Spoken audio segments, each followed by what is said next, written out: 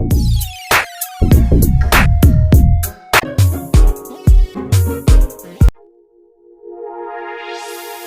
looking forward, to do well and make ourselves proud as a club, and our supporters as well. They should be proud of watching Kaizer Chiefs play.